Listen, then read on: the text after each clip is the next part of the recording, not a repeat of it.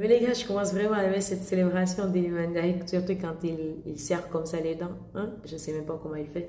Mais en tout cas, triple XL performance d'Iliman Ndiaye aujourd'hui au Vélodrome. J'ai envie de dire que c'était vraiment la soirée sénégalaise, les gars, au Vélodrome, parce qu'il n'y a pas que Iliman Ndiaye. Il y a également Ismaël Sarr qui a fait un très, très, très gros match. Victoire de Marseille sur le score de 4 buts à 1 au Vélodrome où il recevait Montpellier. Pourtant, c'est Montpellier qui avait ouvert le score à la 5e minute de jeu par Moussa Al-Tamari.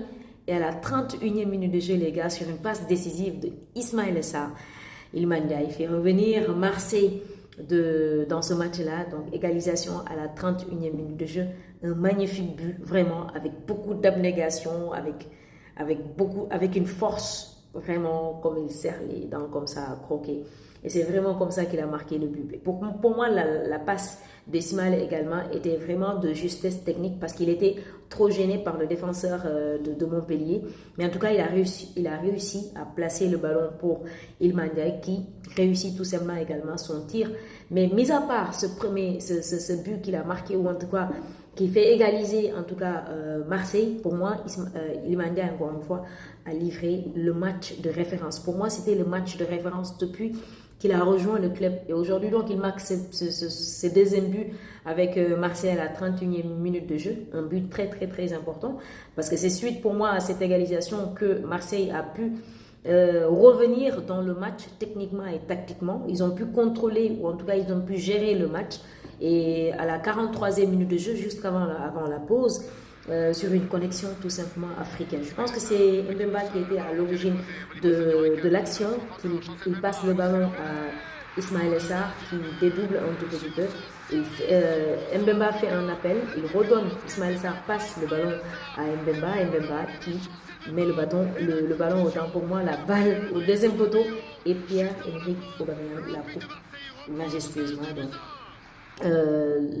l'Olympique Marseille double la mise donc avec ce deuxième but de Pierre-Emerick Aubameyang. C'était vraiment une connexion à l'africaine, les gars, tout simplement. Et c'était un magnifique but bien construit par Marseille.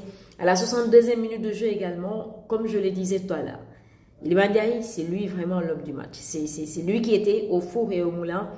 C'est lui qui régulait le jeu. C'est lui qui était, comment dirais-je, au début des actions offensives de Marseille. À la 62e minute de jeu, il provoque un penalty qui a été transformé par Aubameyang à la 62e minute de jeu, donc 3 buts à 1. Et à la 82e minute de jeu, malheureusement, Falaye Sako marque le quatrième but de Marseille contre son camp. D'où vraiment une très grosse prestation de Iliman Ndiaye, mais également de Ismaël Sarr, parce qu'Ismaël Sarr, même s'il n'a pas marqué de but, comme je l'ai dit tout à l'heure, il a été passeur décisif. Mais pas que ça, il était aussi très très très important, il était très percutant aujourd'hui dans les actions offensives de Marseille. Et en cours de jeu, on a vu l'entrée de Pape Gueye, et c'est pour le grand bonheur des Sénégalais, parce qu'on sait que Pape était mis à l'écart depuis qu'il a refusé de prolonger son contrat avec Marseille. Il a été mis à l'écart carrément. Mais comment mettre un joueur du calibre de Pape Gueye, avec cette canne qu'il a faite, mettre ce joueur de ce calibre voilà, le mettre à l'écart.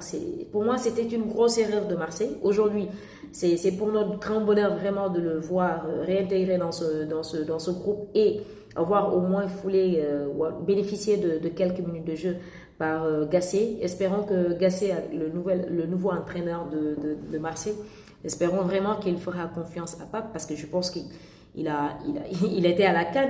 Il a vu le deuxième match de Pape Gueye, donc il n'est pas fou pour maintenir cet écart de Pape Gueye. Pour moi, tout vient de là.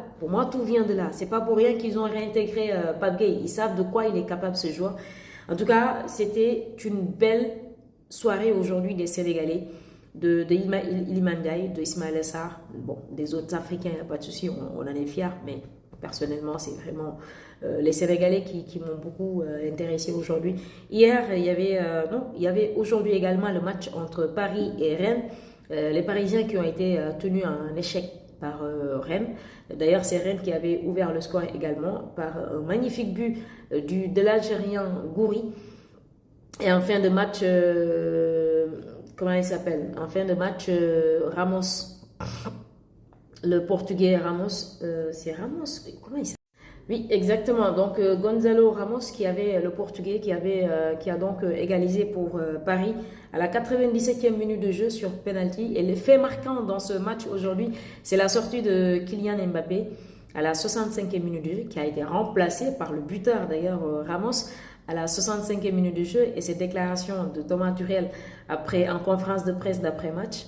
Non, fait savoir tout simplement que je ne dirais pas que c'est fini. Bon oui, c'est fini, tout le monde le sait. Depuis l'annonce par Kylian Mbappé comme quoi qu'il partira du club en fin de saison et tout le monde connaît sa destination. Ça, ce n'est plus, ça c'est connu de tout le monde qu'il partira à la fin de la saison ou dès l'été prochain au Real Madrid. Donc aujourd'hui, Thomas Tuchel, je pense qu'il a raison de faire ce changement. Et comme il le dit en conférence de presse, je vous mettrai la déclaration, comme quoi que quand il sentira que Kylian peut aider, qu'il doit jouer, il va le faire jouer. Quand il sentira qu'il n'a pas besoin de Kylian, bah, il va le mettre sur le banc. Et pour moi aujourd'hui, le faire sortir à la 65e minute de jeu, je ne dirais pas que c'est une consigne qu'il a reçue peut-être des dirigeants du PSG, mais il faut qu'ils apprennent à jouer ou à gagner des matchs sans Kylian Mbappé parce qu'il faut se préparer à l'après-Mbappé. Pour moi, c'est vraiment une décision forte que Tourelle a pris aujourd'hui. Et si j'étais à sa place, je l'aurais fait également. Et j'ai pas aimé l'attitude de... Déjà, moi, il y a beaucoup de choses que j'aime pas chez Mbappé.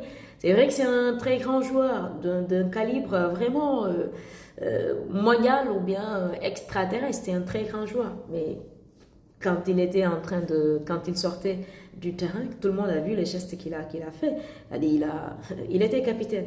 Pourquoi il jette comme ça le brassard de capitaine? C'est des comportements des fois qui font que il y a beaucoup de choses que j'aime pas chez ce joueur-là. Bon, quand même, il reste un très très grand joueur. Donc le PSG a été tenu en échec aujourd'hui par Rennes. Donc un but partout. Donc les deux équipes se sont quittées dos à dos. De l'autre côté de la Liga, victoire des Merengues sur le score de 1-0 face à Séville au Santiago Bernabéu. Victoire qui a été tout simplement acquise par le maestro Luka Modric qui pourtant n'était pas partant. Il est, je pense, entré à la 75e ou 74e minute de jeu. Et c'est lui qui change toute la donne. Alors, c'était un match également électrique, qui avait beaucoup de rebondissements, avec beaucoup de colère, j'ai envie de dire, ou bien beaucoup de tension, surtout Toni Kroos aujourd'hui qui ne se sait pas gérer. Mais malgré tout, quand même, il a livré un très gros match. Et j'ai été content quand même de voir que du côté des Merengues, Rudiger revenir, parce que c'est vrai qu'il n'a pas peut-être beaucoup manqué à cette charnière centrale, parce que Tchouaméni était là pour assurer la défense des Merengues. Nacho est revenu aujourd'hui. Il est revenu, je pense, depuis le match dernier. Rudiger est revenu aujourd'hui, mais en tout cas, une très bonne prestation. Ce que je ne comprends pas, c'est juste la connexion entre Rodri, des fois, et Vini. Bien vrai que Vini, c'est un très grand joueur, mais aujourd'hui, moi, j'ai senti surtout l'absence de Bellingham, surtout dans l'entrejeu, ou en tout cas dans les dernières actions. J'ai vraiment senti l'absence de Bellingham. Séville, je pense, aurait pu ouvrir le score à la 52 ou 53e minute de jeu, mais Nesri, qui n'a pas tout simplement contrôlé, ou en tout cas qui n'a pas maîtrisé son geste, et malheureusement, donc l'entrée de Luka Modric a tout changé. À la 81e minute ou 82e minute de jeu, il marque un magnifique but sur un contrôle orienté, enchaînement. Et pour moi, c'est également un but d'anthologie, j'ai envie de dire. Tout le monde sait les qualités chez ce joueur-là. Je pense que c'est tout le monde qui aime Modric. Qui n'aime pas Modric n'est pas Modric ou Modric. Voilà. Moi, j'ai un problème peut-être des fois de prononciation. Qui n'aime pas ce joueur n'aime pas le foot tout simplement. Donc, victoire des Merengues qui leur permet de garder cette longueur d'avance de 8 points sur Barcelone, mon club qui a hier. Apparemment, j'ai même pas regardé le match parce que, comme je vous l'ai dit, j'ai plus l'énergie. En tout cas, hier, ils ont écrasé Getafe sur le score de 4-1 ou 4-0. J'ai oublié. Je m'intéresse de moins en moins au Barça en attendant de voir demain le match de... Je pense que Girona joue demain face à Vallecano Je pense bien.